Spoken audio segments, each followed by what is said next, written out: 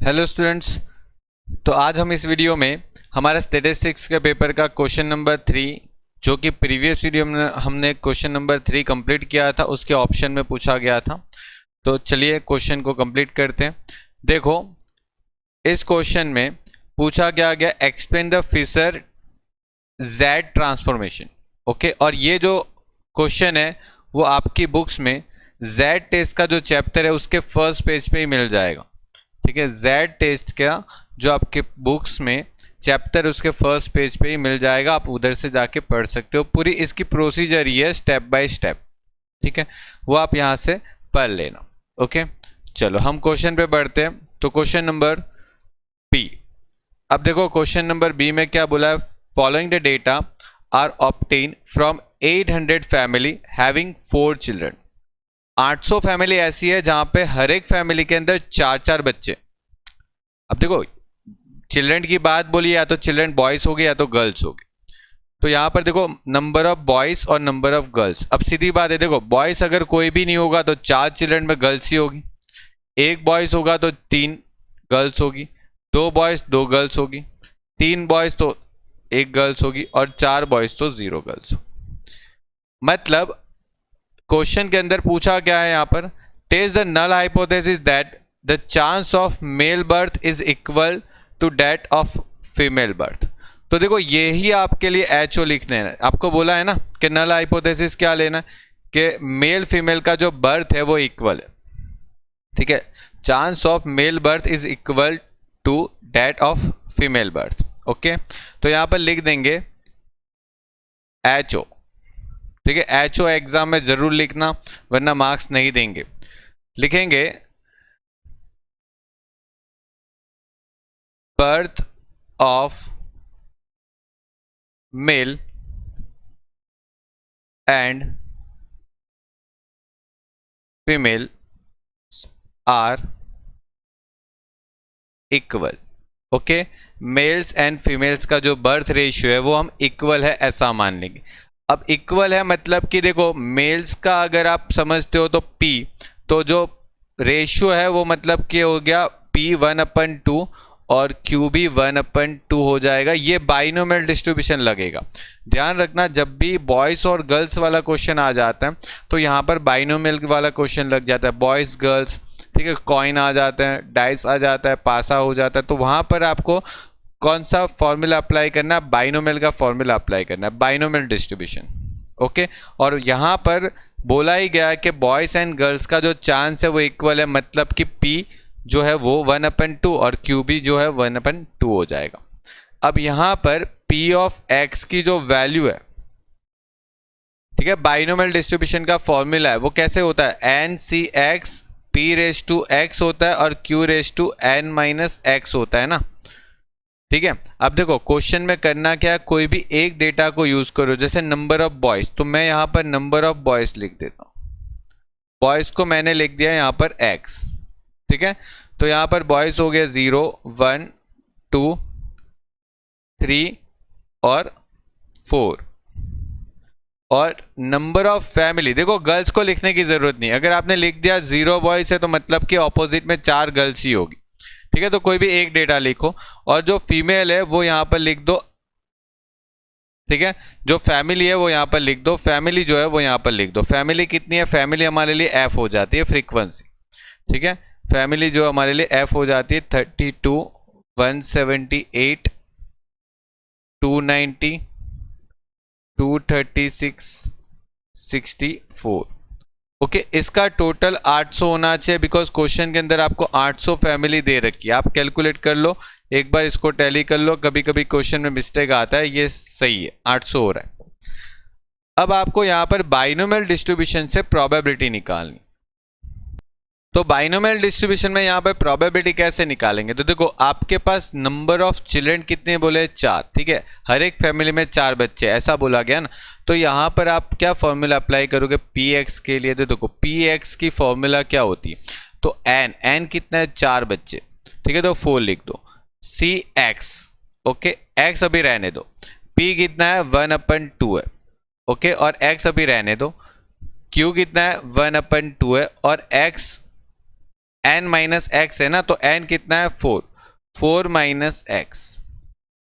अब आप देखो यहाँ पर 4cx है और यहाँ पर 1/2 आपका दोनों में कॉमन है, ठीक है, और ऊपर रेस टू में x है, तो अगर आप x कैंसिल कर दो तो मतलब यहाँ पर 1/2 रेस टू क्या बन जाएगा, 4 बन जाएगा, ठीक है, 1/2 रेस टू 4, मतलब कि सबकी प्रोबेबिलिटी 1/2 रेस टू 4 तो होने ही वाली है, साथ में 4cx है, तो देखो यहाँ पर 4cx मतलब 4c0, 4c1, 4c2, 4c3, 4c4, ये तो हो ही जाएगा क्योंकि आपके पास x क्या है, सबका x है आपके पास 0, 1, 2, 3 और 4, मतलब यहाँ पर आपको प्रोबेबिलिटी में p ऑफ x की वैल्यू इस तरीके से मिल जाएगी, और साथ में आपको लगा देना है 1/2 रेस टू 4, ठीक है, 1/2 रेस टू 4,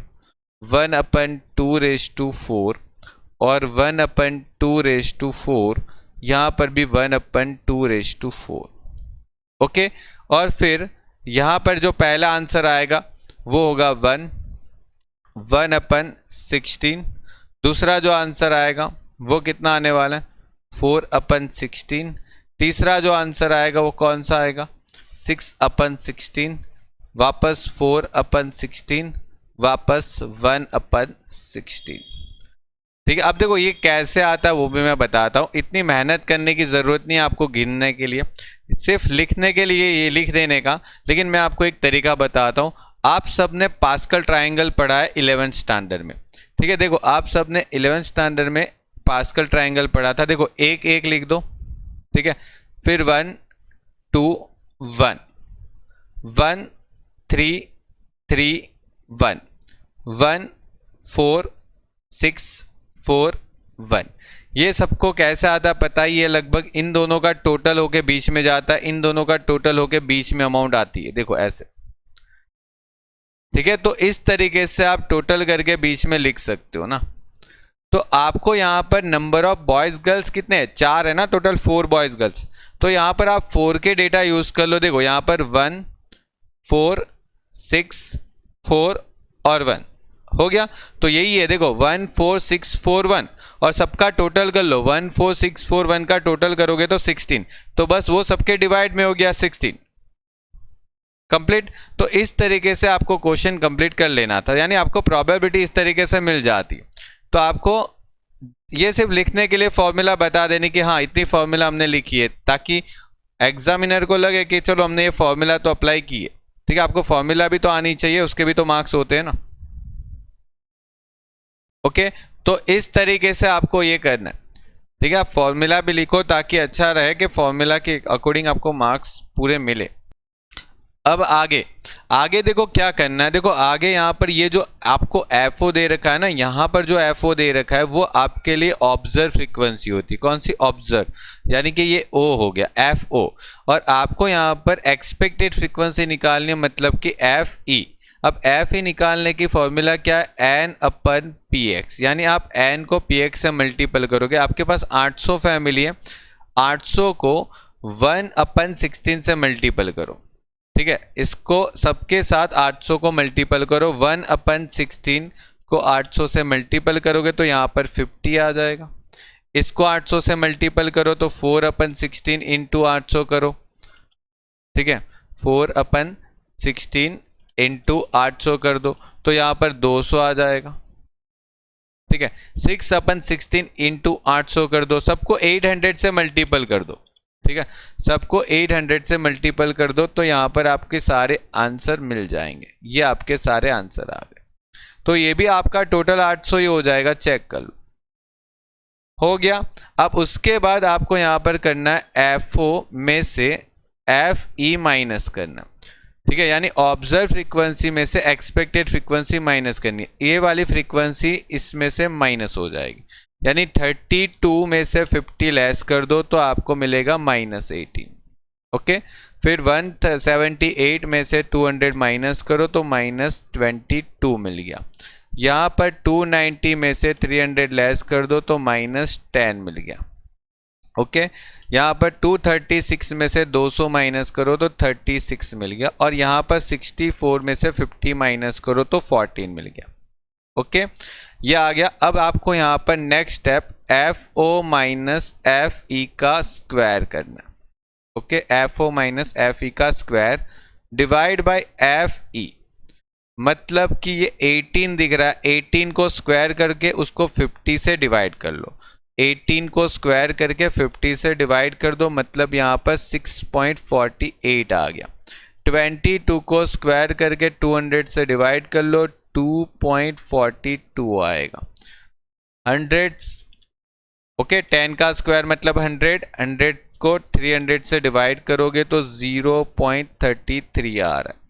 36 का स्क्वायर करके और 200 से डिवाइड करके तो 6.48 आएगा, और 14 का स्क्वायर करके 50 से डिवाइड करोगे तो 3.92 आएगा।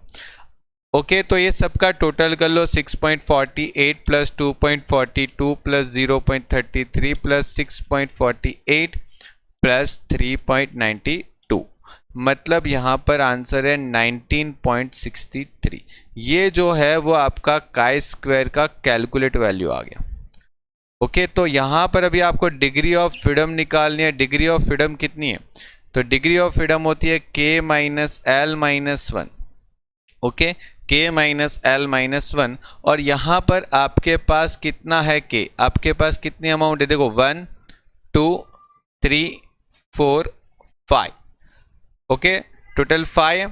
तो यहाँ पर आप लिखोगे k जो है वो आपके पास 5 क्लास है, माइनस एल तो 0 रहता है, माइनस 1, और यहाँ पर हो जाता है 4।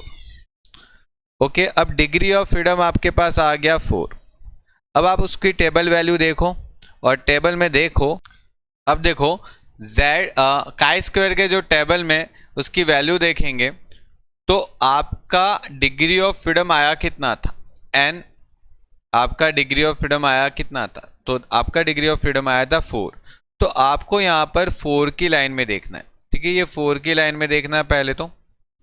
और दूसरा, कितने परसेंट सिग्निफिकेंस लेवल पे देखना था। तो आपको बोला था क्वेश्चन में कुछ नहीं ना, तो क्वेश्चन में अगर कुछ नहीं बोलते तो आप 5% सिग्निफिकेंस लेवल लेते हो, यानी कि 5% टेस्ट करते हो। तो यहाँ पर 5% पे देखो, तो 5% और आपके पास आंसर था 4, तो इसका वैल्यू क्या आ रहा है यहाँ पर? 9.488। ये रहे आपकी काई स्क्वायर की टेबल वैल्यू, ये रही आपकी काई स्क्वायर की टेबल वैल्यू, ठीक है।